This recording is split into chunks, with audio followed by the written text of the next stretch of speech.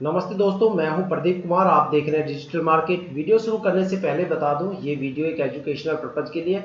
अगर आप stock market में कोई भी फाइनेंशियल इन्वेस्टमेंट करते हो तो आप अपने फाइनेंशियल एडवाइजर से सलाह जरूर लें या फिर अपनी सोच समझ के साथ ही स्टॉक मार्केट में इन्वेस्टमेंट करें। अगर आपको स्टॉक मार्केट में कोई भी फाइनेंशियल लॉस होता है तो उसके लिए ये वीडियो रिस्पॉन्सिबल नहीं रहेगी। तो चलो दोस्तों, वीडियो शुरू करते हैं। देखो, आज हम बात करने वाले स्नोमैन लॉजिस्टिक लिमिटेड स्टॉक के बारे में।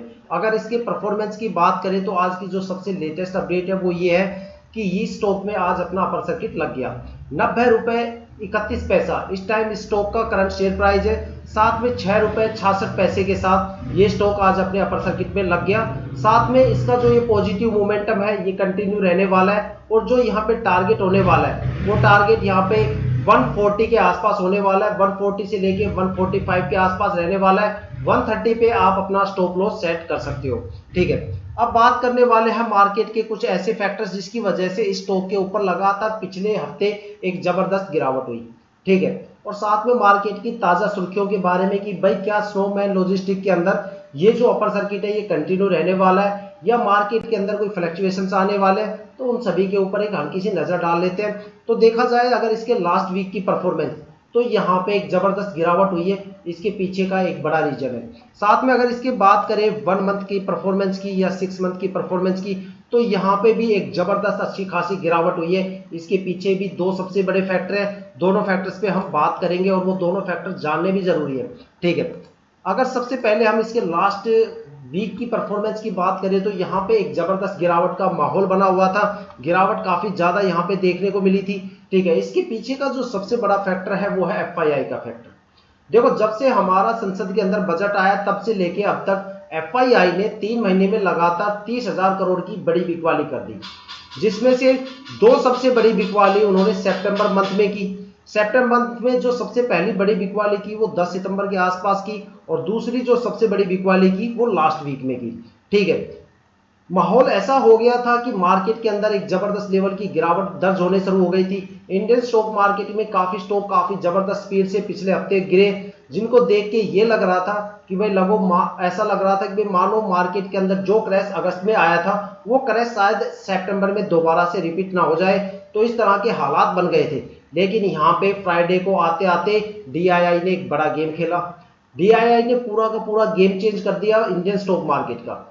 जो कमी एफआईआई की पिछले हफ्ते मार्केट में चल रही थी, 30,000 करोड़ का जो उन्होंने सोल्ड आउट किया था, उसका जो असर इंडियन स्टॉक मार्केट में देखने को मिल रहा था, जो इंडियन स्टॉक मार्केट में एफआईआई की होल्डिंग कम होने की वजह से जो असर मार्केट में चल रहा था, उस कमी को डीआईआई ने यहाँ पे पूरा कर दिया। डीआईआई ने एक बड़े लेवल पे यहाँ बाय करके पूरे का पूरा गेम चेंज कर दिया इंडियन स्टॉक मार्केट का। जो स्टॉक मार्केट महंगाई से, जो आर्थिक मंदी से लगातार 3 महीने से जूझ रहा था, उसको निकाल के उन्होंने एक पॉजिटिव मोमेंटम पे लाके खड़ा कर दिया और मार्केट की पूरी दिशा निर्देश को ही बदल के रख दिया। साथ में पूरा का पूरा मार्केट का गेम चेंज करके रख दिया। अब आपको मार्केट में जनवरी तक एक जबरदस्त लेवल का पॉजिटिव मोमेंटम देखने को मिलेगा। साथ में इस हफ्ते में आपको कम से कम काफी ज्यादा स्टॉक में पॉजिटिव मोमेंटम के साथ साथ अपर सर्किट भी देखने को मिलेगा। साथ में यही नहीं, सेंसेक्स ने फ्राइडे को 1350 पॉइंट का जबरदस्त उछाल भी मारा और उसने अपने पुराने रिकॉर्ड को तोड़ के इंडियन स्टॉक मार्केट में एक नया रिकॉर्ड भी कायम किया है। साथ में एक जबरदस्त वैल्यू, एक हायर वैल्यू अचीव की है। ठीक है, जो साथ में देखो, अगर मंडे की बात करें तो मंडे को उन्होंने जो फ्राइडे को रिकॉर्ड बनाया था सेंसेक्स ने, उसने उस रिकॉर्ड को भी तोड़ दिया।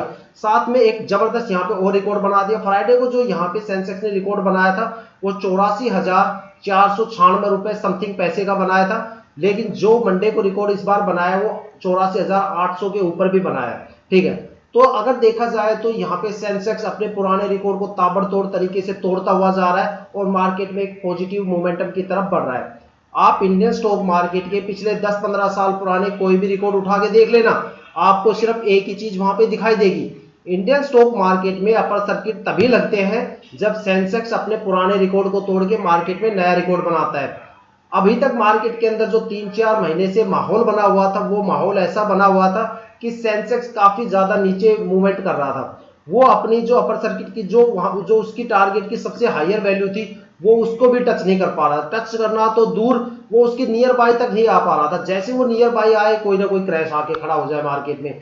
जैसे ही जैसे जो जैसे अगस्त में उसने अपने अपर सर्किट की जो टारगेट की सबसे हायर वैल्यू को अचीव करने की कोशिश की, तो वहां पे फिर से 5-7-8 अगस्त में फिर से क्रैश आ गया मार्केट में और सेंसेक्स फिर से 3,500 पॉइंट गिर गया। जब जब इंडियन स्टॉक मार्केट के अंदर सेंसेक्स ने अपने पुराने रिकॉर्ड को तोड़ के नया रिकॉर्ड बनाया और जबरदस्त पॉजिटिव मोमेंटम दिखाया कम से कम 2-2,500 पॉइंट का, तब तक इंडियन स्टॉक मार्केट में कम से कम 80-90% स्टॉक्स में अपर सर्किट लगा ही लगा है और इस बार भी अपर सर्किट लगेगा। फ्राइडे की अगर बात करें तो कम से कम 25-30% स्टॉक्स के अंदर अपर सर्किट लग चुका, जिनका अपर सर्किट आज भी मंडे को बरकरार है। साथ में 40 नए स्टॉक और ऐसे हैं इंडियन स्टॉक मार्केट में जिसमें मंडे को जबरदस्त लेवल पे अपर सर्किट लगा, या फिर 30-35% स्टॉक ऐसे भी हैं जिनके अंदर जबरदस्त पॉजिटिव मोमेंटम देखने को मिला। 30-35% स्टॉक ऐसे हैं जो अपने अपर, हालांकि उनमें अपर सर्किट तो नहीं लगा, लेकिन वो बिल्कुल अपने अपर सर्किट की नियर बाई वैल्यू के आसपास आके खड़े हो गए। वहां पे जो गैप है 10-15 पैसे, 30-40 पैसे, 50 पैसे, बस इतना ही गैप वहां पे देखने को मिल रहा है, ठीक है। लेकिन कुछ सेक्टर ऐसे हैं जहां पे पॉजिटिव मोमेंटम और अपर सर्किट देखने में कम से कम 1.5 हफ्ते का टाइम लगेगा।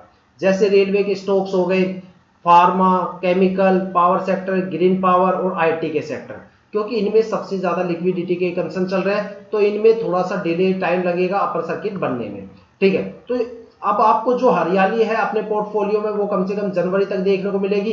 3-4 महीने से इन्वेस्टर्स जो थे काफी ज्यादा पैनिक हो गए थे, उनके पोर्टफोलियो पूरी तरह से रेड हो गए थे, लेकिन अब टाइम आ गया, एक जबरदस्त लेवल की अपर सर्किट लगने वाले मार्केट में और आपके पोर्टफोलियो में जबरदस्त लेवल की हरियाली आपको देखने को मिलेगी, ठीक है। तो ये थी अब तक की सबसे बड़ी लेटेस्ट मार्केट अपडेट और स्नोमैन लॉजिस्टिक स्टॉक के बारे में सबसे बड़ी अपडेट। देखो, स्नोमैन लॉजिस्टिक के जितने भी इन्वेस्टर हैं उनको मैं यही कहना चाहूंगा कि स्टॉक में आपको जबरदस्त लेवल का पॉजिटिव मोमेंटम देखने को मिलेगा, साथ में अपर सर्किट भी देखने को मिलेगा, और कम से कम अगर आपने 2-3 महीने तक अगर इसकी होल्डिंग की है तो कम से कम 10 अक्टूबर या 15 अक्टूबर तक जरूर होल्डिंग करके रखना, आपको मार्केट में जबरदस्त लेवल का यहाँ पे रिटर्न देखने को मिलेगा। देखो, स्टॉक के फंडामेंटल काफी जबरदस्त है, 1051 करोड़ के आसपास इसकी मार्केट कैपिटल है। साथ में अगर पी रेशियो की बात करें तो यहाँ पे आपको थोड़ा सा ओवर प्राइस वैल्यूएशन देखने को मिलेगा, लेकिन फिर भी स्टॉक में आपको पॉजिटिव मोमेंटम देखने को मिलेगा। अगर लास्ट ईयर की परफॉर्मेंस की बात करें तो ये स्टॉक 46 रुपए 10 पैसे से चल के 91 रुपए 65 पैसे तक गया था, जो कि एक बहुत बड़ी चीज होती है। साथ में एक और चीज मैं आपको बता दूं, इस स्टॉक ने टाइम पे एक अच्छा खासा डिविडेंड भी अपने इन्वेस्टर्स को दिया है। तो सोच सकते हो, जो स्टॉक डिविडेंड बांटता है वो उसके फंडामेंटल हल्के फुल्के नहीं होते, वो काफी मजबूत फंडामेंटल वाले स्टॉक होते हैं। जितना रिटर्न आप मार्केट से स्टॉक से निकालते हो उतना तो ये यहाँ पे डिविडेंड बांट चुके होते हैं, ठीक है। तो स्टॉक काफी पावरफुल है। अब मैं बताने वाला हूँ इस स्टॉक के अंदर जो 1 महीने पहले जो यहाँ पे गिरावट का सिलसिला था, जो यहाँ परफॉर्मेंस थी वो रुकी हुई थी, ऐसा लग रहा था पर परफॉर्मेंस स्टॉक के अंदर गायब ही हो गई, पता नहीं नजर लग गई कि स्टॉक परफॉर्मेंस क्यों नहीं दे रहा। इसके पीछे 2 सबसे बड़े फैक्टर हैं, दोनों फैक्टर्स के बारे में बताता हूँ। जो सबसे पहला फैक्टर है वो है इंटरनेशनल मार्केट को लेके। देखो, इंटरनेशनल मार्केट में अगर बात करें तो यूरोप की मार्केट की यहाँ पे हम बात करेंगे। यूरोप की मार्केट में स्टेबिलिटी नहीं बन पा रही है, वहां की जो मार्केट है लगातार फ्लक्चुएट हो रही है। वहां पे 2 जियोपॉलिटिकल टेंशंस वहां पे चल रही है। एक तरफ देखा जाए तो रशिया यूक्रेन आपस में भिड़े खड़े हैं, तो दूसरी तरफ इजराइल और उसके पड़ोसी देशों को आपस में डंडे बज रहे हैं, ठीक है। तो वहां पे ज्यादातर हायर कमिश्नर कंट्री या फिर नॉर्मल कंट्री जो है वो सारी आपस में डायरेक्ट या इनडायरेक्ट रूप से इन्वॉल्व है, जिसकी वजह से उनकी इकोनॉमी पे काफी बड़ा फर्क पड़ रहा है। तो कहीं पे जॉब के रिसेशन आ रहे हैं, तो कहीं पे वहां पे बैंक में क्रैश आ रहे हैं। अगर हम बात करें दुनिया के सबसे पावरफुल स्टॉक एक्सचेंज NYSE की, जहां से माइक्रोसॉफ्ट, गूगल, आईफोन जैसी बड़ी बड़ी कंपनियां ऑपरेट होती है, जो दम रखता है, अगर वहां पे 100 पॉइंट की गिरावट हो जाए तो पूरे एशियन मार्केट को हिलाने का दम रखता है, पूरे इंडियन स्टॉक मार्केट में जबरदस्त फ्लक्चुएशन देने का दम रखता है, ठीक है। वहां पे अब तक 2 सबसे बड़े क्रैश हुए। जो सबसे पहला क्रैश हुआ था वो 5 अगस्त को हुआ था, जहां पे जॉब रिसेशन की वजह से NYSE 1000 पॉइंट गिर गया, जिसकी वजह से जापान के स्टॉक एक्सचेंज के अंदर 4500 पॉइंट की गिरावट हुई। चाइना के स्टॉक एक्सचेंज संघाई में 1800 पॉइंट की गिरावट हुई और सेंसेक्स 3500 पॉइंट के साथ ध्वस्त हो गया और वहां पे इन्वेस्टर्स का काफी ज्यादा पैसा अगस्त में पानी में डूब गया। जैसे तैसे करके मार्केट ने अपने आप को रिकवर किया, तो 3 सितंबर को फिर से हालात वही हो गए। वहां पे एक सिलिकॉन वैली बैंक में क्रैश आया और NYSE 650 पॉइंट गिर गया और वहां पे सेंसेक्स में सीधी 1500 पॉइंट की गिरावट दर्ज हो गई। तो इस तरह के अपडेट्स हैं मार्केट के अंदर, जिसकी वजह से स्टॉक्स थोड़ा सा मार्केट थोड़ी सी जूझ रही थी, लेकिन अब मार्केट पूरी तरह से पॉजिटिव मोमेंटम में है और हेल्दी है और अब ये आगे बढ़ने के लिए पूरी तरह से तैयार है। अगर आप नए हो तो चैनल को सब्सक्राइब जरूर कीजिए।